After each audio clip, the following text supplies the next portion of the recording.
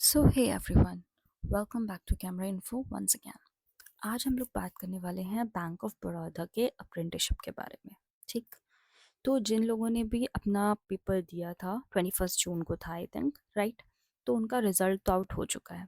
अब अगर आपने अपना रिजल्ट नहीं देखा है तो आप ऑफिशियल साइट पे भी चेक कर सकते हो, और अगर वहाँ पे भी नहीं चेक करा है तो ऑफ कोर्स अब तक आपके पास मेल तो आ ही गया होगा डीवी के लिए।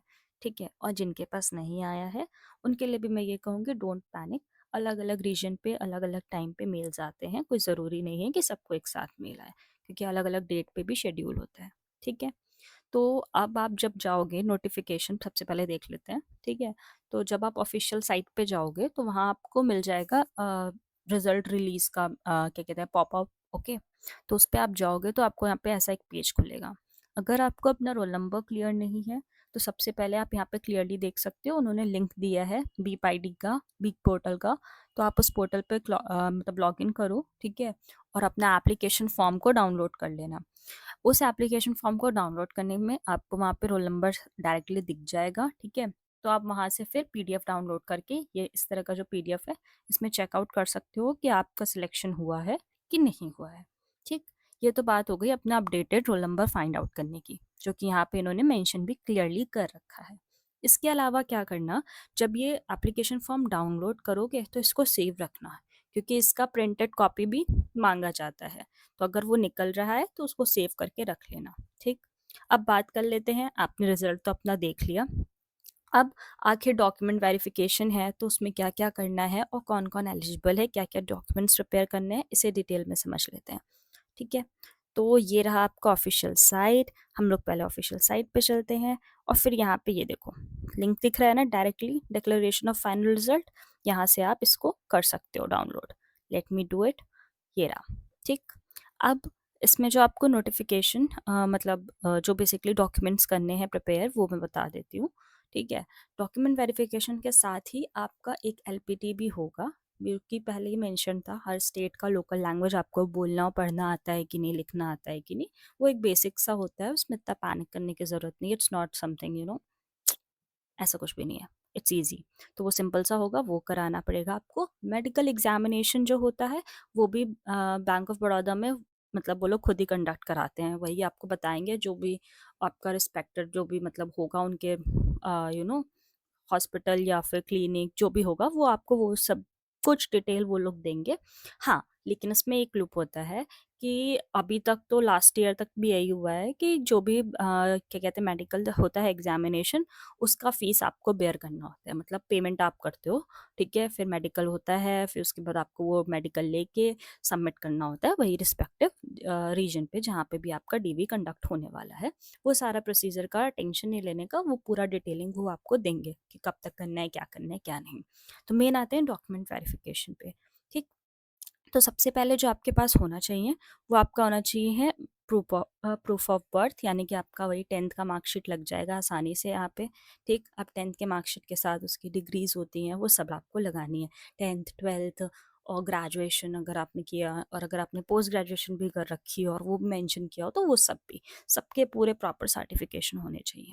दूसरी बात, जो कास्ट सर्टिफिकेट है वो भी आपके पास होना चाहिए। ठीक, मतलब जो भी एससी एसटी ओबीसी कैंडिडेट्स होते हैं ना, उनके लिए जो कास्ट सर्टिफिकेट बनता है वो उनके पास होना चाहिए, और गवर्नमेंट ऑफ इंडिया का होना चाहिए। दूसरी चीज़। ठीक, इसके अलावा जो ईडब्ल्यूएस सर्टिफिकेट है, ठीक, ईडब्ल्यूएस सर्टिफिकेट जो होता है वो यहाँ पे साफ साफ बोला है कि वो फाइनेंशियल ईयर 26-27 का चाहिए। फाइनेंशियल ईयर कब से शुरू होता है, यानी कि इधर अप्रैल वाला। ओके, तो 31 मार्च के बाद जो बने हैं, यानी कि 1 अप्रैल से अगर आपका बना है जो भी है, तो वो सारे आपके एलिजिबल हैं, क्योंकि उन्होंने क्लियरली बोला है कि हमें फाइनेंशियल ईयर 26-27 के चाहिए।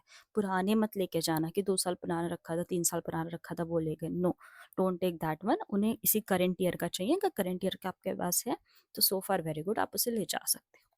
ठीक, क्योंकि उन्हें 26-27 का चाहिए। दूसरी बात, अब आ जाती है ओबीसी कैटेगरी। ओबीसी कैटेगरी में भी ऑफकोर्स उनको सर्टिफिकेट चाहिए होता है, पर हाँ, उन्होंने ये भी बोला है साथ में कि 1 साल से पुराना नहीं होना चाहिए। मतलब आपको लेटेस्ट लेके जाना पड़ेगा, ये नहीं कि आपने 4 साल पहले बनवा लिया था और आप वही लेके जा रहे हो। ठीक है, वो आप नहीं कर सकते हो, आपको लेके जाना है 1 ईयर प्रायर। ठीक है, जो भी सेट नोटिफिकेशन डेट थी वो भी मैं अभी आपको लास्ट में बताऊंगी। इसके अलावा सर्टिफिकेट जो करेक्टर सर्टिफिकेट है 2 रेफरीज से लगेगा, ठीक है।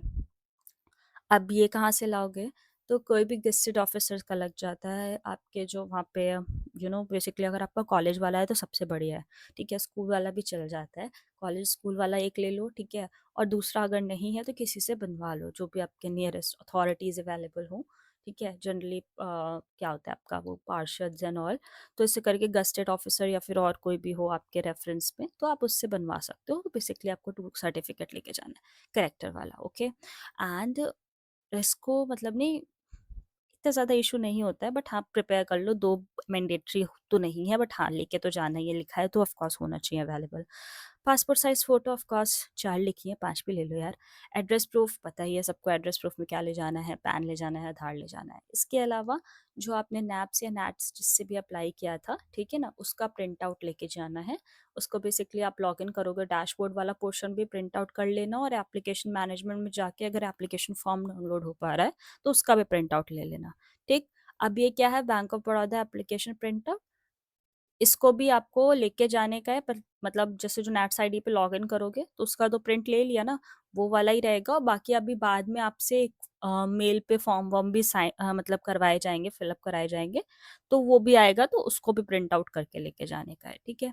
तो ये सारी बातें हो गई प्रिंट आउट की। एलपीटी मैंने आपको बता दिया कि वो लोकल लैंग्वेज टेस्ट होता है, उसमें कोई इतना पैनिक करने की ज़रूरत नहीं है। अब देख लेते हैं हम लोग मेडिकल टेस्ट के बारे में भी। यहाँ पे देखो क्या मेंशन्ड है, नोटिफिकेशन एज, ठीक है fine.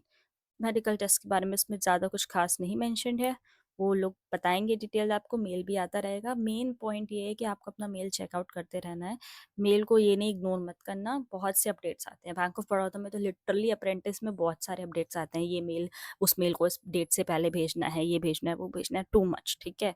So be stuck to that.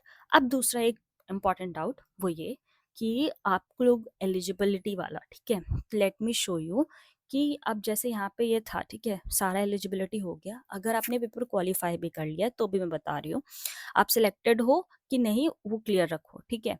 इसमें क्या था कि अगर आप अप्लाई कर रहे हो तो आपका ग्रेजुएशन होना चाहिए था, ये तो क्लियर है, ठीक।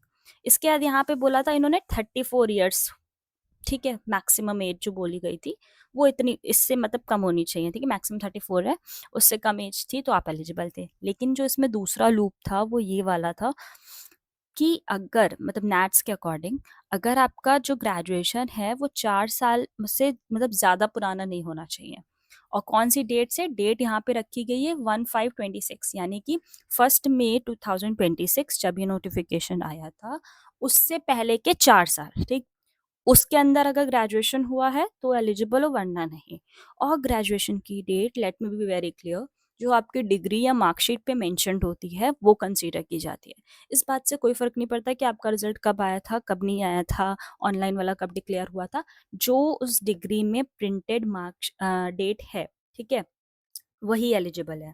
अब इसे कैलकुलेटेड फॉर्म में अगर मैं बताऊं तो यहाँ पे आप देख सकते हो, मैंने कैलकुलेटर खोल रखा है, ओके।